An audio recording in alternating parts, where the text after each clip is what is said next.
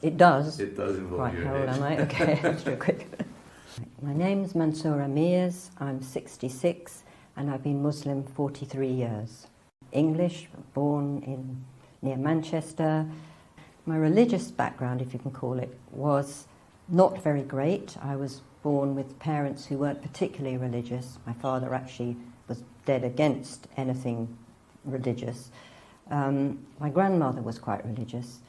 I was given some sort of belief system by Swiss au pair girls who came and lived with us, one each year, and they were like big sisters to me.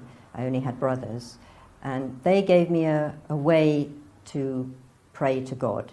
So I always used to pray to God and make sincere prayers when I knew there was trouble on, because my father went through some difficult times, and so I used to go behind his armchair when he was out and make lots of prayers, oh God, please help him.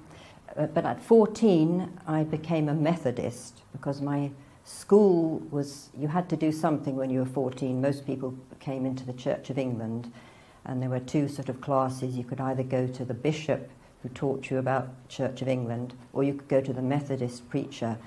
And the bishop was not somebody you really admired, but the Methodist guy was fantastic, full of heart and sincerity, and I thought, okay, I want to be like him. So I wrote to my parents, it was a boarding school, saying, I want to become a Methodist. So they said, fine, okay, whatever you want to do. But I did make my mother come with me to find Methodist churches, but they were very modern and weren't as nice as the old Church of England, the one that was near us. Anyway, as I got into teenage years, that went out of the window. God was put on hold, if you like, and then I reached a point where I actually didn't know what anything was about, how to be in the world, what choices to make. It was the 60s, the 70s. Everything was wide open, but what's right, what's wrong, this was all an enigma to me, and it was quite disturbing, actually. So I did get quite depressed, thinking, okay, what is the way? What is the point of life?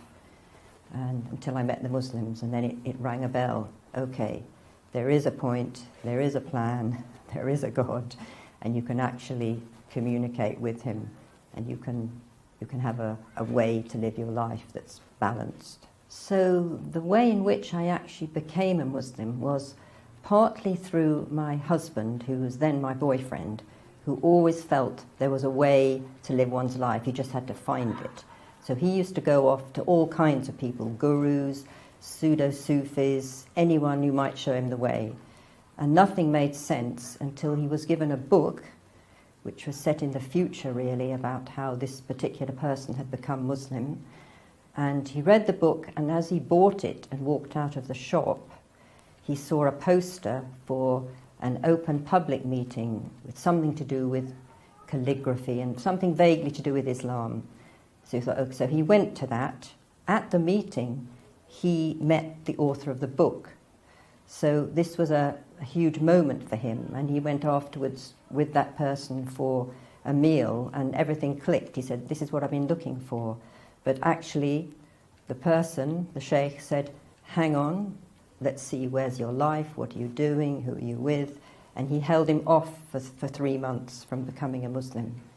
So then I had to make a decision, okay, is this what I want? And I wasn't very sure, because I was fed up with ways to live your life, and I'd been to quite a disciplined school where you're woken every morning by a bell at 10 to 7. I think I don't want anyone waking me up at any hour of the night or day to do anything. So it took me a while to think about this, but it did ring a bell, okay, in somewhere deep in my being, okay, yes, there is a God, there is a way. So in the end, I made the decision and jumped in.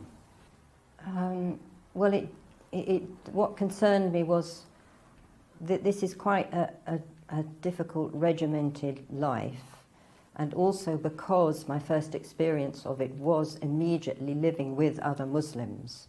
So there was no let-up. You weren't just in your home thinking about, okay, I'll do this, I'll maybe go to the mosque. You were there 24/7, you were with the Muslims. So it was very full-on, but alhamdulillah, that's good in one way, because you were totally immersed in it. And I just gradually took on everything that I needed to do, but life's learning, and you never stop learning. So Islam gave me a way to interpret my life. So events and things that happen to you, you can see, or I can see, a meaning in them. Okay, so whether it's difficulty or joy, the good and the bad, all have a meaning for you. So you can turn things to Allah, God, and you're not just adrift on a sea without any navigator. There's a navigator, which you could say is Muhammad, the Prophet, peace and blessings be on him, and following his way. All these things that first of all I found very difficult. Okay, why do we have to wear long dresses? Why do we have to wear a scarf? But the more you do it, the more you feel, yeah, this is right. It's a kind of protection. In fact, I remember when I came back from Hajj, seeing all the population in London. I was going in a taxi through London. No one had anything on their heads. And I thought they're all going mad, because it's like a protection. And if you look at old movies, most of the men, most of the women wore some kind of thing on their head. Like my father always wore a hat, and he doffed it when he greeted people. But, you know, so in one way, it's a seen and an unseen thing. You know, your head's totally exposed to the elements or whatever. It's also exposed to all the energies that are coming at you. So, although sometimes I think, gosh, I wish I could take this thing off, and I do when I'm by the sea or with no one around, etc. But on the other hand, you feel the safety of it. It's a kind of protection. It was difficult with my parents after I became Muslim, because my father had lived in Egypt for 3 years in the war. He had studied Arabic. He could actually quote the Quran at me. Okay, ayat so-and-so says this, yes. So he was initially thinking, okay, what are you doing? You're an educated British Muslim, you know, I mean British woman. Why are you taking this religion of these foreigners who are a bit backward, etc. Although he had good friends in the Egyptian army, he probably still thought it was a backward religion. In fact, one of these Egyptian generals said to him, Islam, very good religion, but for the country people, not for the city. So that's 1940 in Egypt. So I think it took a long time for my parents to see, okay, there's actually something all right about this. She seems fairly okay.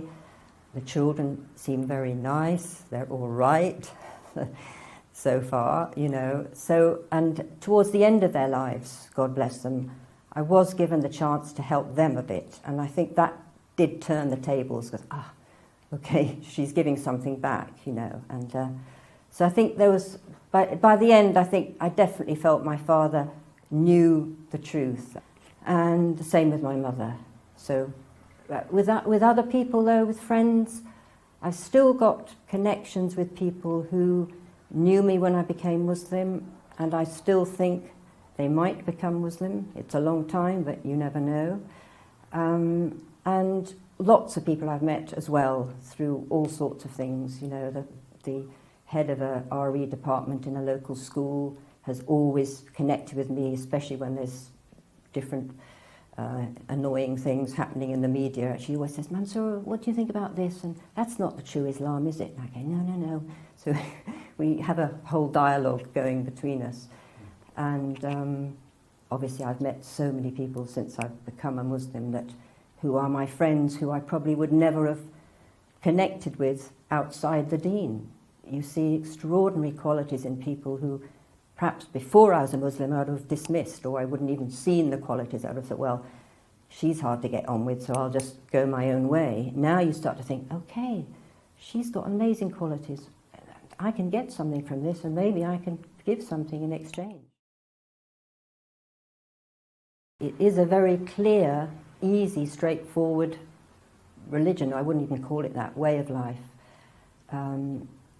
Try and avoid the media craziness that's going on, everything in the world that's telling you it's mad.